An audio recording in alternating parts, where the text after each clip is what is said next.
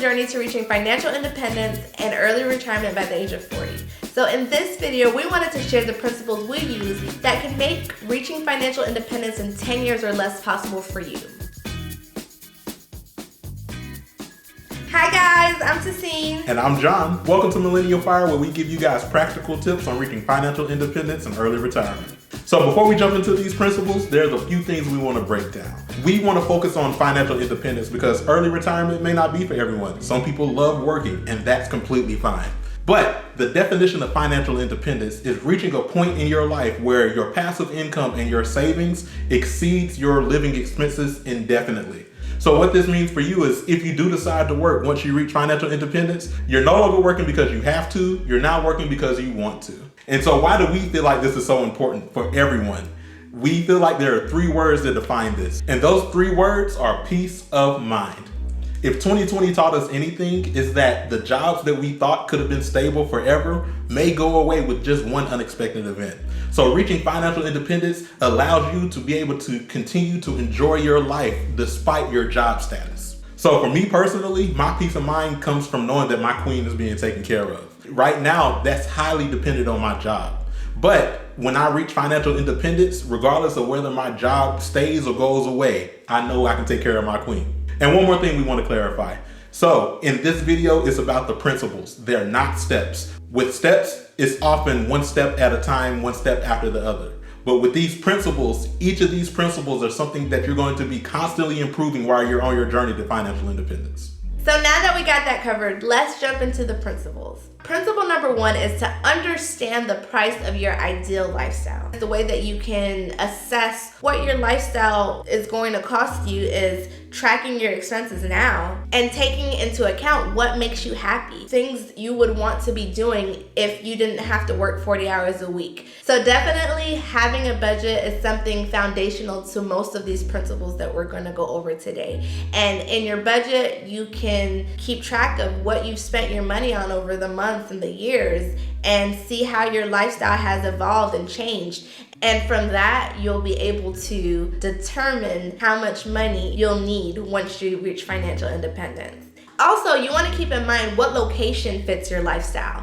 If you're a New York City person and that's where you want to retire, your numbers will be a lot different than someone that once they retire, they want to spend the rest of their days in Florida in the sunshiny weather. Or in a low-cost country like Portugal or Thailand, your number would be a lot different because the cost of living will be a lot lower. But the most important thing with this is to really focus on what makes you happy. Because in reaching financial independence for us, the process to get there and when we get there, it's all about quality of life for us. So figure out what yearly expense would feed the quality of life that would make you the happiest. So let's move on to principle number two, and that's to remove and avoid bad debt.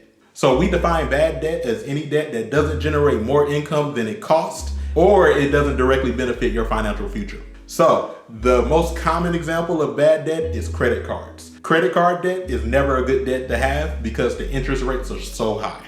You guys know we love credit cards. We have a ton of credit cards, but we have no credit card debt. We always pay off our credit cards before the end of each month to make sure that we never have to pay interest and never have to pay debt on those. Some other debts that may fall into the bad debt category may include a car loan. It could include your student loans. It could possibly even include a mortgage. But when you're working toward financial independence, you can turn these bad debts into possibly good debts. So for example, if you have a car loan and you figure out how to generate income with this car with Uber or rideshare, you can turn that possible bad debt into a good debt. When it comes to a mortgage could be a bad debt if you have more mortgage than you actually need to fulfill your lifestyle. This is why number one is very important. If you can be happy in your lifestyle with a 3-bedroom house and you have a 5-bedroom house and a mortgage on that 5-bedroom house, then that's considered bad debt. You may want to consider downgrading. Understand that you're always going to need some place to live, but always take into consideration how much place you're going to need to live and how much that's going to cost you for your financial independence future. So if you do currently have a lot of bad debt, we recommend that you get that paid off as soon as possible. There are two methods for paying off debt that are great. One is called the debt avalanche, and this is typically the quickest way of paying off your debt. And another one made famous by Dave Ramsey is called the debt snowball. And though this method may not pay off the debt as quickly as the debt avalanche, it has been proven to be very effective with thousands of people. We have a video here that you can check out if you want more details on either of these methods. So we're gonna just pause for a second to ask you to please hit that like button if you've been liking what you see so far. And if you haven't subscribed to our channel already, hit that subscribe button and the notification bell so you can be notified when we release videos.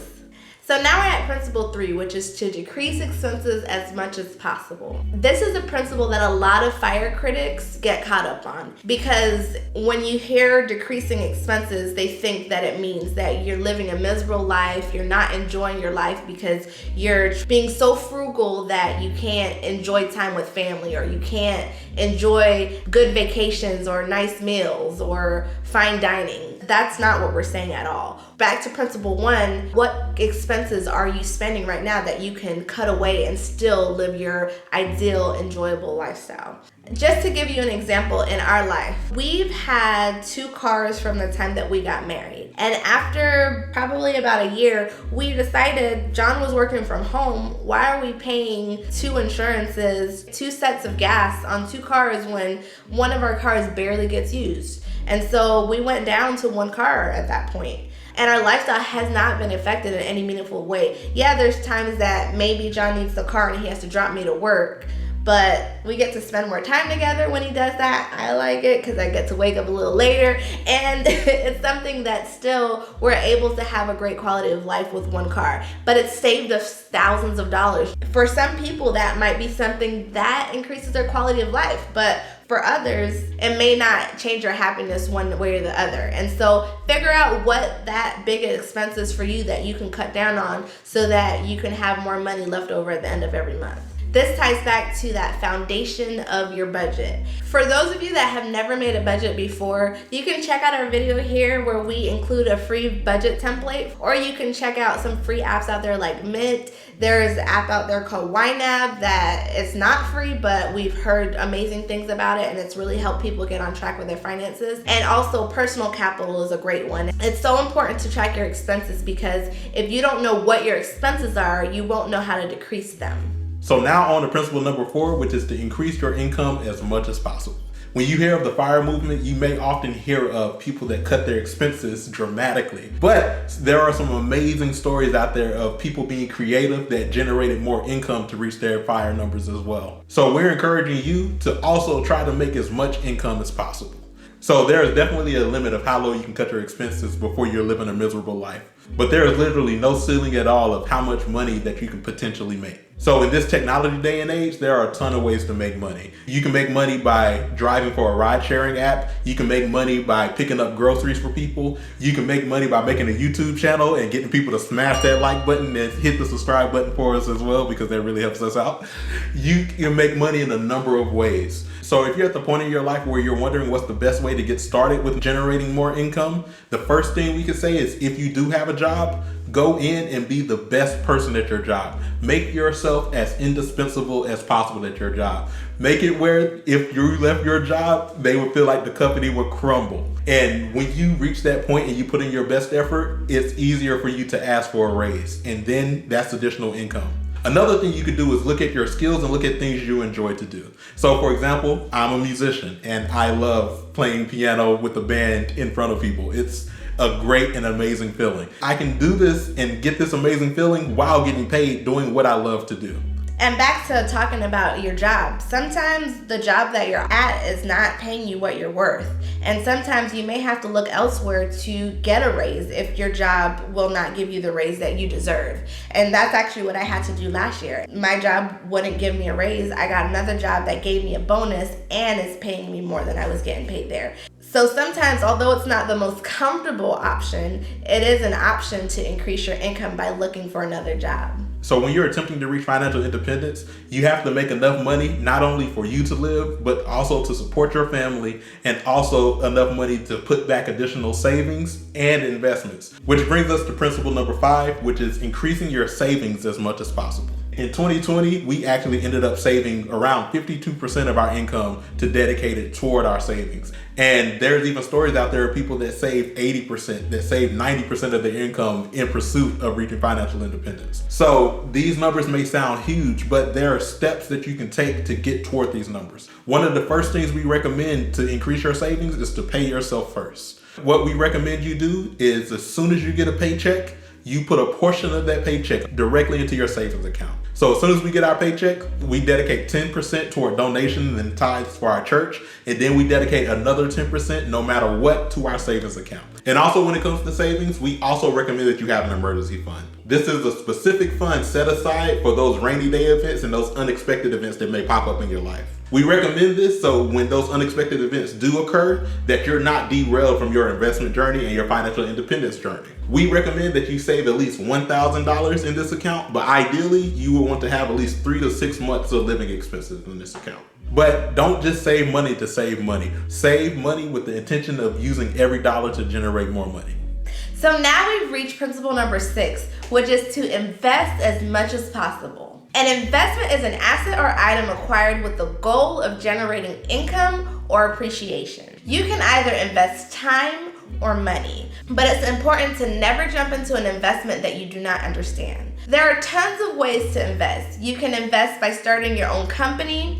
You can invest in someone else's business. You can invest in stocks or bonds. But the 2 ways that we're going to focus on in this video are investing in index funds and rental real estate. Index funds are stock market investments that invest in a pool of companies rather than just a single company. And this makes your investment safer because it diversifies your investment. If any of you guys are interested in learning more about what index funds are to get a deeper understanding of it, we do have a video that goes into this concept in further detail.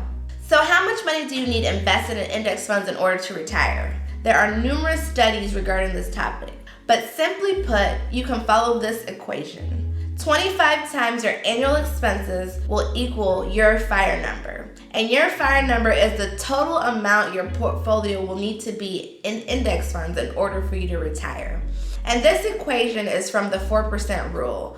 The 4% rule came from the Trinity study, where they looked at portfolios and studied how sustainable their portfolios were based on the different percentages that they withdrew from their portfolio. And from the study, 4% has been the accepted safe withdrawal rate. So using the 4% rule, we'll use ourselves as an example. The cost of our ideal lifestyle, we've decided at this point, will be $50,000 a year.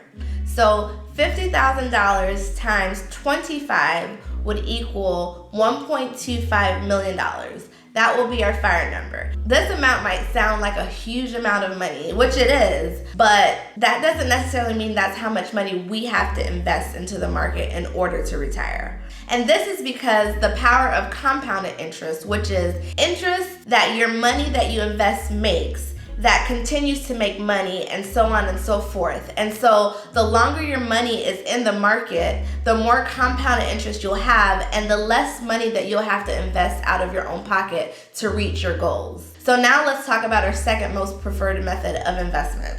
And that's going to be rental real estate. So the important number to know here comes from something called cash flow.